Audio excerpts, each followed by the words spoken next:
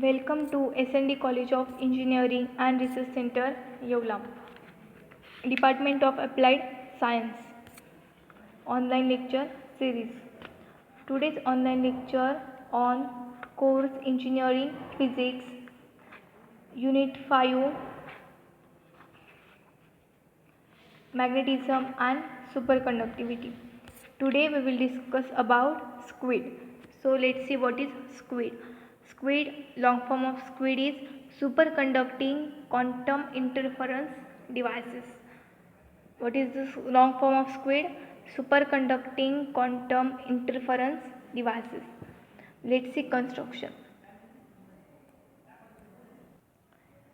Superconducting quantum interference device consists of two superconductors separated by thin insulating layer to form two parallel Josephson junctions.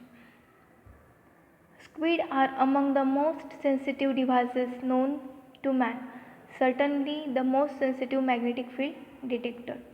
The SQUID was introduced by James Zimmermann in the 1960s. As is often the case, applications were not found until much later, although they are now commercially available for a number of applications. The device may be configured as a magnetometer to detect incredibly small magnetic field. It is so small enough to measure the magnetic field in living organisms. SQUIDs are usually fabricated from lead or pure niobium. The tunnel barrier is oxide onto lead or niobium surface. It consists of two Josephson junctions arranged parallelly. Working of SQUID. Then how to work? SQUID consists of a tiny loops of a superconductors temperature employing Josephson junctions to achieve superposition such that each electrons move simultaneously in the both direction. Because the current is moving in to opposite direction, the electrons have the ability to perform qubits, that means theoretically could be used to enable quantum computing. A constant DC supercurrent is applied to SQUID. If a constant biasing current is maintained in the SQUID device, the major voltage oscillates with the changes in phase at the two junctions.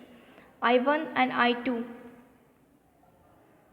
are current tunneling through Josephson junction. The wave function experience a phase shift at the Josephson junction PQ. In absence of magnetic field, phase difference across P and Q is equal to 0. In presence of magnetic field, it changes the quantum mechanical phase difference across each of the two junctions. The phase difference delta suffix 0 between the reuniting current is directly proportional to the magnetic flux phi through the ring. Total current through parallel Josephson junction is I of t is equal to 2 into I0 sine delta 0 cos of E phi upon H cross. One flux quantum is phi of 0 is equal to H upon 2E is equal to H is the Planck constant, E is the mass of electron, E is the electron. 2.06 into 10 raised to minus 15 Weber. A SQUID can detect extremely small magnetic field of the order of 10 raised to minus 15 Weber, are also converted in Tesla 10 into 10 raised to minus 15 Weber to 10 raised to minus 11 Tesla. Application of SQUID. What are applications of SQUID? Magnetoencephalography is denoted as MEG, magnetic resonance imaging MRI, non-destructive corrosion testing, oil prospecting, earthquake prediction, mineral exploration. Squids have been used for a variety of testing purposes that demand extreme resistivity, including engineering, medical, and geological equipment, because they can measure changes in a magnetic field with ultra high resistivity, but they do not have to come in contact with a system that they are testing. MEG means magnetoencephalography is a non-invasive method of a recording minute magnetic field from the brain.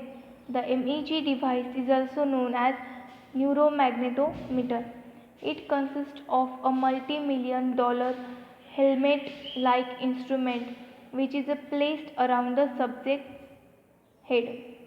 The helmet, the helmet is made up of two probes or devers which is contain 37 squids.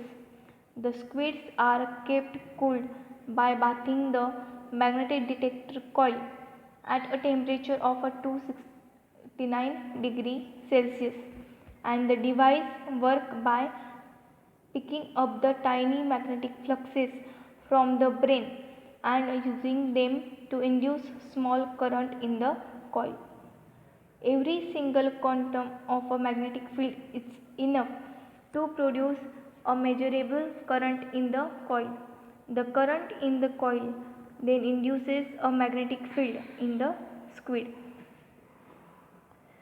Squid are also used to detect the probable earthquake time due to probable change in the magnetic field in earth core, which occurs due to the development of a stress or strain in earth core. It is known as that earthquake and tsunamis are accompanied by localized changes in the geomagnetic field.